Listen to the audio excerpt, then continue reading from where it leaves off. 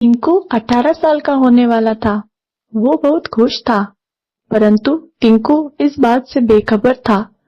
टिंकू ने अपना जन्मदिन बहुत ही धूमधाम से मनाया। टिंकू और टिंकू के दोस्त सभी जन्मदिन मनाने के बाद अपने अपने घर चले गए। आने वाली मुसीबतों से बेखबर टिंकू घर आकर सो गया।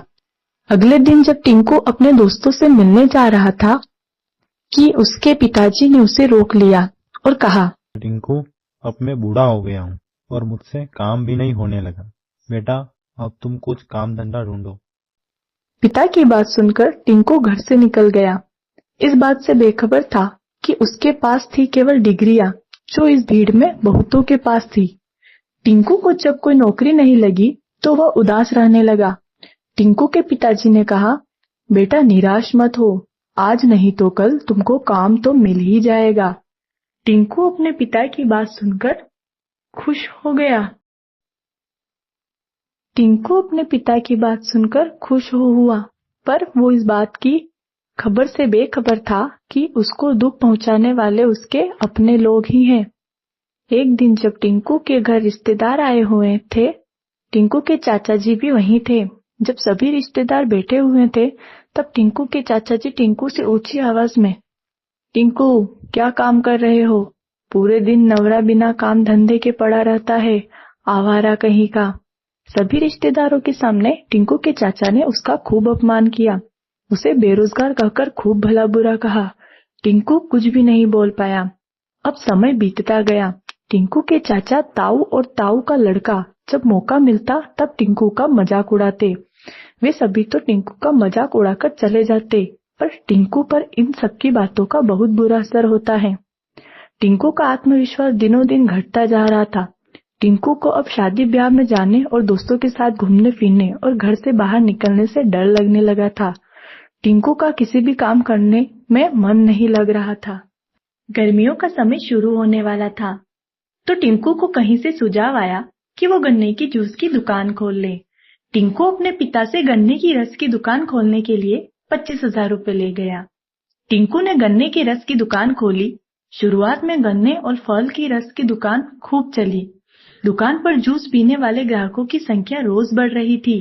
दुकान चल पड़ी और आमदनी होने लगी, तो टिंकू ने सोचा कि एक लड़के को रख लेता हूँ अपने साथ काम करने के लिए। एक दिन टिंकू के चाचा की दुकान पर आते हैं और टिंकू से ऊंची आवाज में कहते हैं, टिंकू क्या कर रहा है? तू तो बड़ी बड़ी बातें करता था कि मैं यह कर लूंगा वो कर लूंगा। तू तो पढ़ाई की बड़ी बड़ी बातें करता था। क्या हुआ? आ गया ना एक जूस की दुकान पर। टिंकू अपने चाचा से, चाचा जी कोई भी काम बड़ा या छोटा नहीं है।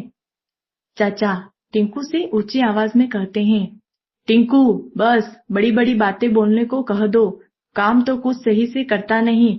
अपने पिता के पैसे उड़ा दिए इस जूस की दुकान पर, आगे क्या करेगा?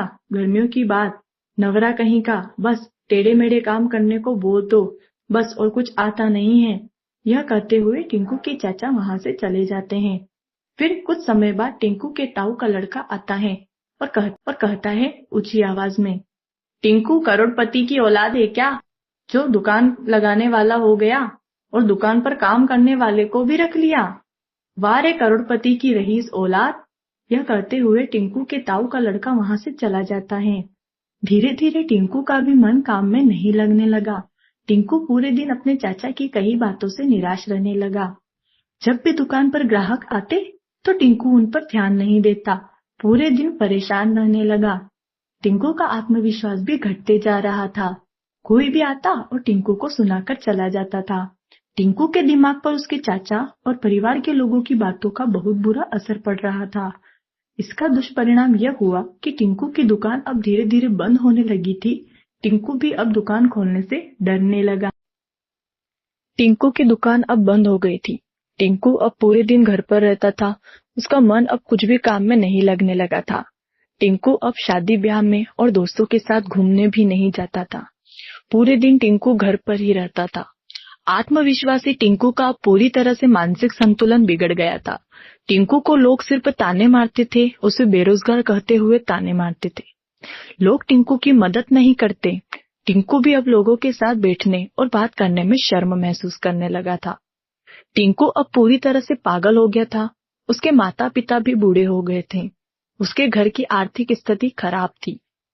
इस कहानी से हमें ये सीख मिलती है कि किसी को भी उसके काम के कारण उसे अपमानित नहीं करना चाहिए। हमें बेरोजगार लोगों के प्रति सहानुभूति रखना चाहिए, उनका सम्मान करना चाहिए।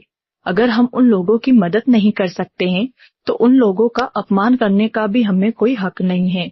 जैसे कि इस कहानी में टिंकू के चाचा ने टिंकू के बेरोजगार होने का खूब मजाक उड़ाया।